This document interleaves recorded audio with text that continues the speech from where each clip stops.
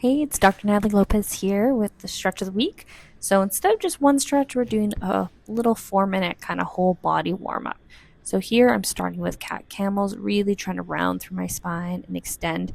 The idea here is try to get each little vertebrae moving, so all through your low back and your upper back, not just moving in one fluid motion. We want to kind of like try our best to segmentally move as much as we can through this range. And don't forget to add in some breathing here. So I like to kind of inhale as I round up and then exhale as I arch through my back. So here I'm going into a wider stance child's pose. You can kind of play around with your knee position. Obviously, I have a big belly in my way, so wide is the only option I have right now, but you kind of can play around with this to see what feels best and shifting your hips back, keeping your hands anchored so you get a little upper back stretch as well.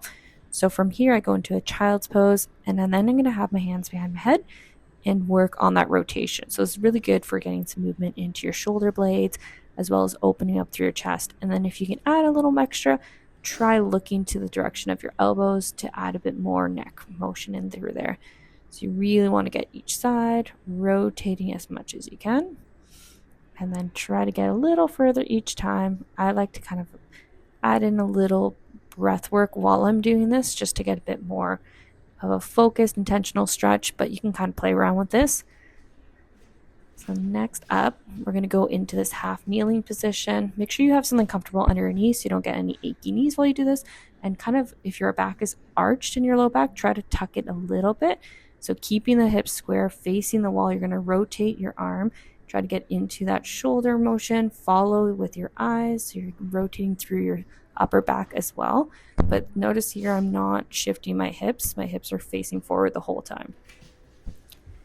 And then we're going to switch to the other side. So again, making sure you're not super arched in your back. You're kind of in this neutral position, rotating as much as you can. I like to follow it with my eyes, so I make sure my neck is getting some motion too. And I'm rotating as far as I feel I can without cheating with my hips. And trying to get in through this a little bit more each time. And the neck motion is just a little added rotation and gives you a bit more of a whole body stretch with this one. So this one you should feel in through your hip flexors, rib cage, shoulder, and maybe even a little neck if you're really incorporating that a bit more. Sometimes I forget, as you can see in the last round. So now we're going to work into our wrist. So having your palms facing forward, or palms down, I should say, and then the inside of your palms are going to be, or inside of your forearms are going to be facing forward as you do this stretch and kind of rocking back. If you have really flexible elbows, you really want to make sure that you're keeping your elbows slightly bent while doing this. You're not overextending them. And I like to do single arm because, let's be real, we all are kind of one-sided, one hand dominant.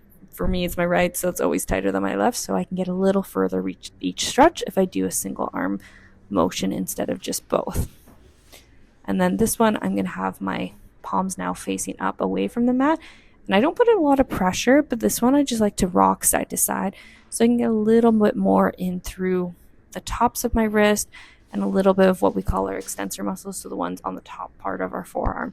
So this can be really helpful if you've been kind of stuck typing, playing tennis, or any racket sports or anything like that, or just in general, just gripping a lot of whatever objects. So like just been building a bunch of furniture, anything like that, this stuff can be really helpful.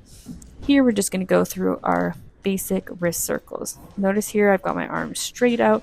I'm trying to isolate just my wrist and not let my forearms or shoulder take over. That way you can fully get the motion. It might hear some clicks and cracks, but that's totally normal. Give it a shot.